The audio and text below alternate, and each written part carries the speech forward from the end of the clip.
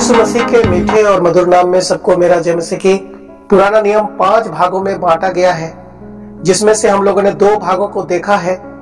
पहला भाग जो 5 किताबें हैं जो मूसा के द्वारा लिखा गया है, वो आप लोगों ने बहुत ही प्यार से देखे। और भाग 2 जिसमें 12 किताबें हैं और अलग अलग लोगों के द्वारा अलग अलग समय में लिखा गया है, और आपने बहुत ही ध्यान पूर्वक पूरा वीडियो को देखे, सुने और हमें प्यार दिए, और बहुत सारे लोग देखे हैं, बहुत सारे लोग हमारे चैनल में जुड़े हैं। आप सबको बहुत बहुत धन्यवाद देता हूँ कि बाइबल अगर हमारे पास है और उसको हम अगर सही रूप से जानते हैं तो हम सही रूप से लोगों को वचन भी बता पाएंगे, लोगों को समझा पाएंगे, खुद समझ पाएंगे और आगे बढ़ पाएंगे। इसीलिए बाइबल के हर बातों को हमें समझना चाहिए, जानना चाहिए। हर एक किताबों को कब लिखा, क्यों लिखा, कहां से लिखा और किस प्रकार से हमारे जीवन में आशीष बन के होता है। प्यारों, हम लोगों ने दूसरा भाग में बहुत कुछ देखे हैं जो आप लोगों ने देखा है, और आज हम लोग भाग 3 देखने वाले हैं। निकालेंगे ये 5 किताबें। भाग 3 में आता है जो ज्ञान की पुस्तकें हैं या कविता के रूप में लिखा हुआ ज्ञान की पुस्तकें हैं। हम लोग आइए पहला किताब निकालेंगे, अय्यूब का किताब, और हम लोग अय्यूब का किताब को समझेंगे।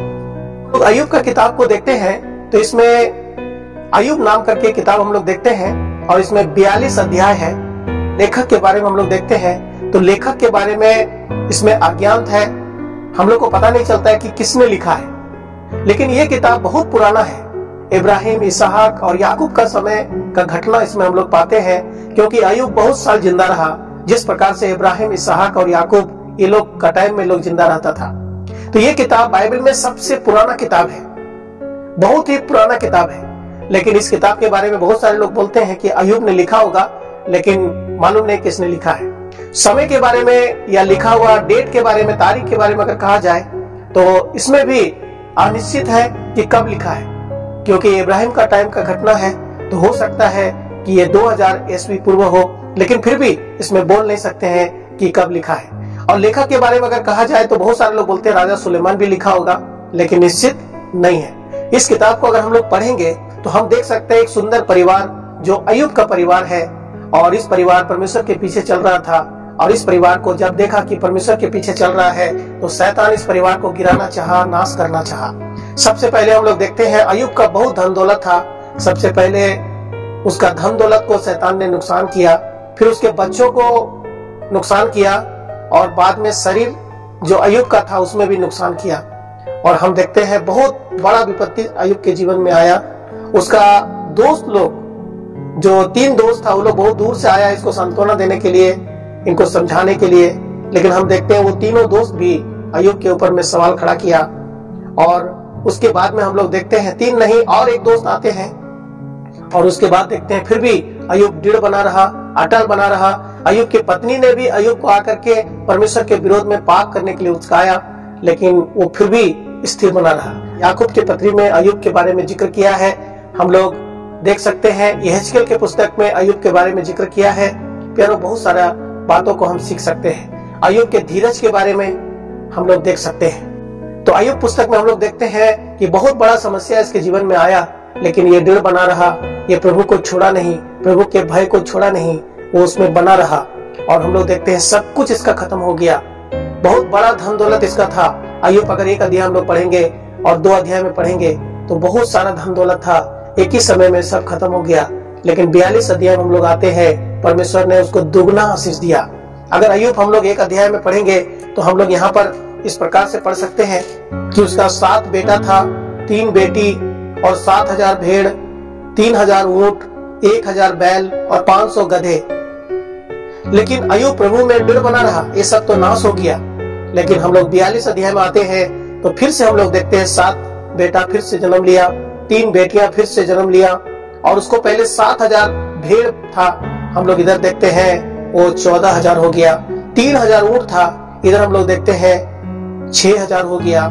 हम लोग 1 अध्याय में देखते हैं 1000 बैल था, यहाँ पर हम लोग देखते हैं 2000 बैल हो गया। और 500 गधे था, यहाँ पर हम लोग देखते हैं 42 अध्याय में 1000 गधे हो गया। प्यारो, प्रभु में जो बना रहता है उसको परमेश्वर बहुत आशीष देता है। जब आपको दुख होगा, तकलीफ होगा, कष्ट होगा, परेशानी होगा, आप प्रभु के पीछे चल रहे हैं, आप इस किताब को जरूर पढ़िएगा। ये किताब हमें वो ज्ञान देती है, वो बातें सिखाती है जो हमारे जीवन को आशीषों से भर देता है। अय्यूब का किताब सबसे पुराना किताब है, कोई भी लिखा है, कोई भी समय में लिखा है। हम नहीं जान पाते तो कोई बात नहीं, लेकिन अय्यूब के किताब में, अय्यूब के जीवन से हम बहुत सारे बातों को सीख सकते हैं। अय्यूब खरा व्यक्ति था, अय्यूब सीधा व्यक्ति था, अय्यूब परमेश्वर का डरने वाला व्यक्ति था, अय्यूब बुराई से दूर रहने वाला व्यक्ति था। लेकिन शैतान इसको गिराना चाहा, लेकिन गिरा नहीं सका, क्योंकि ये प्रभु में बहुत डर था, ये बहुत ही धीरजवन व्यक्ति था और प्रभु में बना रहा।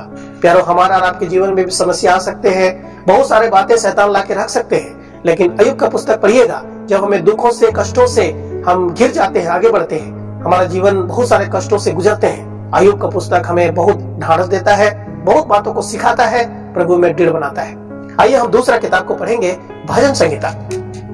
अगर हम लोग भजन संहिता पुस्तक को पढ़ते हैं तो हम यहाँ पर देखते हैं कि बाइबल में सबसे बड़ा किताब भजन संहिता है। आप जैसे बाइबल को खोलिएगा, आप भजन संहिता सबसे पहले खुलेगा, क्योंकि बीचों बीच में भजन संहिता है। 1000 से 500 ईस्वी पूर्व में लिखा गया है, लेकिन बहुत सारे लोगों का ऐसा भी कहना है कि विभिन्न समय में लिखा गया है, जिसका 1000 और 500 का बीच का नहीं है, और भी आगे पीछे टाइम है, हम लोग को पता नहीं है। प्यारो, अगर हम लोग भजन संहिता को पढ़ेंगे तो लेखक के बारे में अगर हम लोग देखेंगे तो बहुत सारे लोग भजन संहिता को लिखा है। हम लोग देख सकते हैं दाऊद जो 73 भजन को लिखा है, आसाफ जो 12 भजन को लिखा है, कोरह के वंश लोग 12 भजन को लिखा है, राजा सुलेमान ने 2 भजन को लिखा है, मूसा ने 1 भजन लिखा है, एतान ने 1 भजन लिखा है और हेमान ने 1 भजन लिखा है। भजन संहिता को 5 भागों में विभाजित किया गया है, या भजन संहिता को 5 पुस्तक इसको कहा जाता है। भाग 1 में हम लोग देख पाते हैं, जो 1 अध्याय से 41 अध्याय तक भाग ए में आता है, जो पहला पुस्तक कहा जाता है, जिसको उत्पत्ति पुस्तक से तुलना करता है। भाग 2 में 42 अध्याय से लेकर 72 अध्याय तक जो दूसरा किताब आता है, जिसको निर्गमन की पुस्तक से तुलना करता है लोग। और भाग 3 में तीसरा किताब जो 73 अध्याय से 89 अध्याय तक आता है, जिसको लेवी व्यवस्था से तुलना करता है। और भाग 4 में चौथी किताब जो 90 अध्याय से लेकर 106 अध्याय तक गिनती की पुस्तक में तुलना करता है।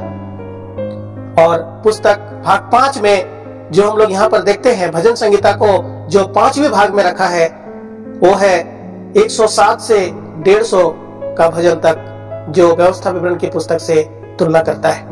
तो प्यारो, भजन संहिता को 5 भागों में विभाजित किया गया है, जिसमें से हम देखते हैं दाऊद ने भाग ए में, दाऊद ने पहला भाग में 37 भजनों को लिखा है, दूसरा भाग में 18 भजनों को लिखा है, और तीसरा भाग में 1 भजन को लिखा है, चौथा भाग में 2 भजन को लिखा है, और 5वें भाग में 15 भजन को लिखा है। इसी प्रकार से हम देखते हैं कि बहुत सारे लोगों ने मिलकर के लिखा है।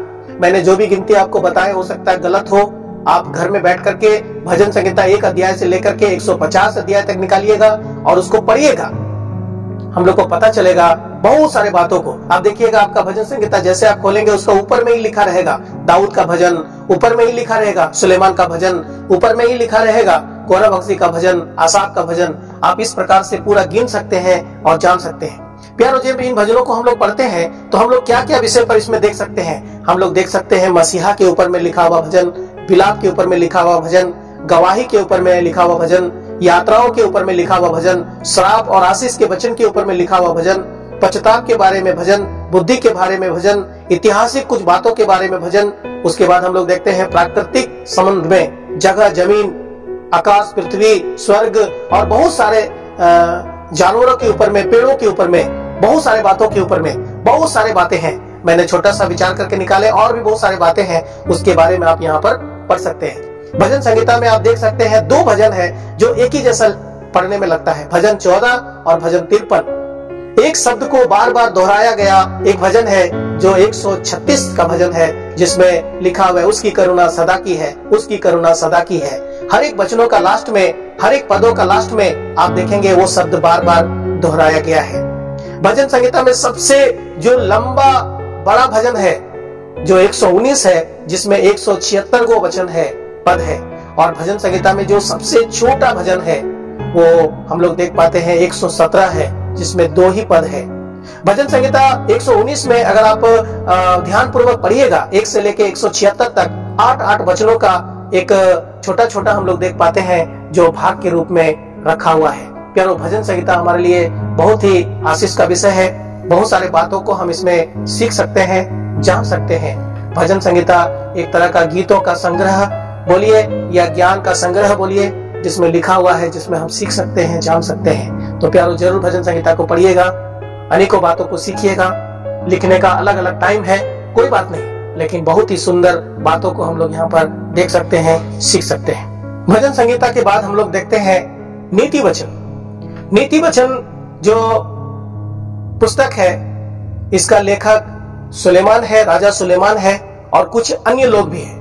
क्योंकि इस नीति वचन को जब हम लोग पढ़ते हैं तो यहाँ पर हम लोग और 2 नामों को पढ़ते हैं, आगूर और लामुएल, और राजा सुलेमान का भी नाम हम लोग यहाँ पर पढ़ते हैं। इसका जो लिखने का तिथि है या तारीख है वो है 950 से 700 ईस्वी पूर्व, और इसमें हम लोग देखते हैं 31 अध्याय है, और बहुत सारे बातों को हम लोग नीति वचन में पढ़ सकते हैं, सीख सकते हैं।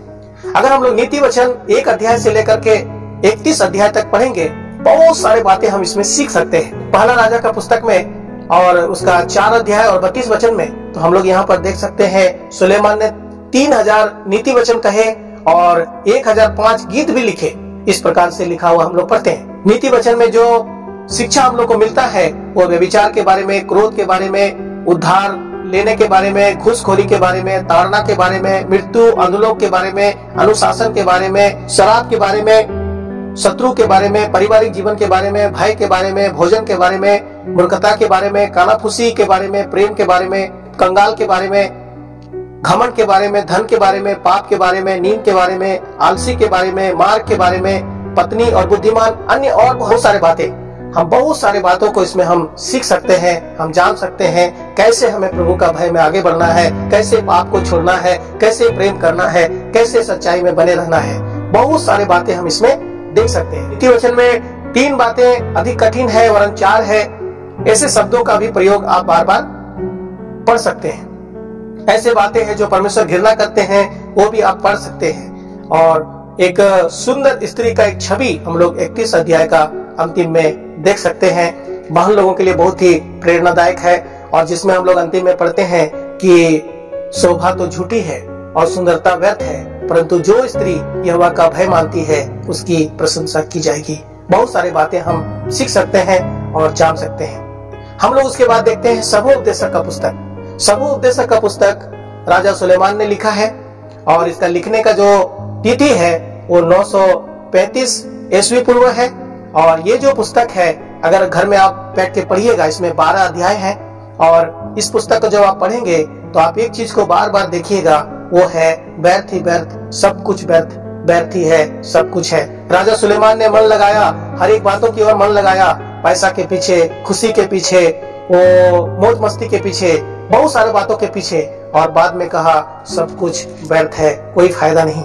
और एक चीज को हम लोग बार बार इसमें देखते हैं, परमेश्वर जो देते हैं, परमेश्वर जो करते हैं, परमेश्वर जिसके साथ रहते हैं, वो उसका जीवन खुशहाली से भरा रहता है। हम लोग अंतिम में पढ़ते हैं तो यहाँ पर इस प्रकार से पढ़ते हैं, सब कुछ सुना गया, अंत की बात यह है कि परमेश्वर का भय मान और उसकी आज्ञाओं का पालन कर, क्योंकि मनुष्य का संपूर्ण कर्तव्य यही है। क्योंकि परमेश्वर सब कामों और सब बातों का, चाहे वे भली हो या बुरी हो, न्याय करेगा।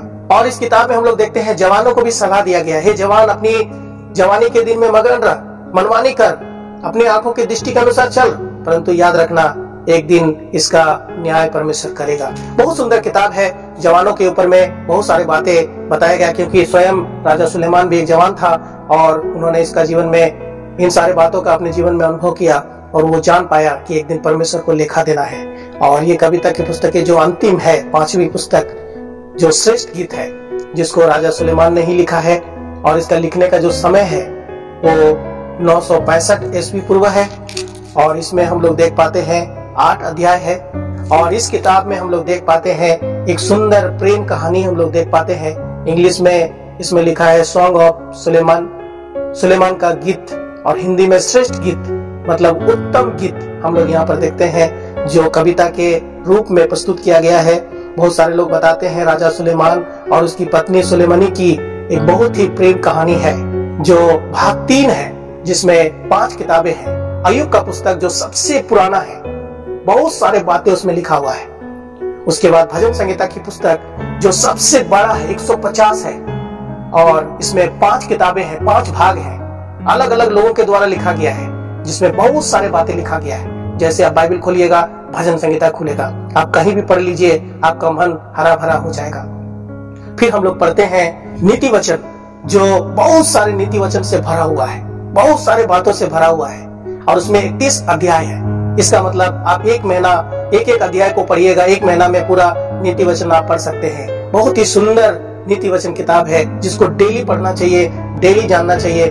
परमेश्वर आशीष देंगे। फिर हम लोग देखते हैं सहोपदेशक। सब कुछ व्यर्थ है, लेकिन परमेश्वर व्यर्थ नहीं है, क्योंकि एक दिन परमेश्वर न्याय करेगा। सब कुछ सुना गया। अंत की बात यह है कि परमेश्वर का भय मान, उसकी आज्ञाओं को पालन कर, क्योंकि मनुष्य का संपूर्ण कर्तव्य यही है। क्योंकि परमेश्वर सब कामों और सब गुप्त बातों का, चाहे वह भली हो या बुरी हो, एक दिन न्याय करेगा। इसलिए हमें डरना चाहिए।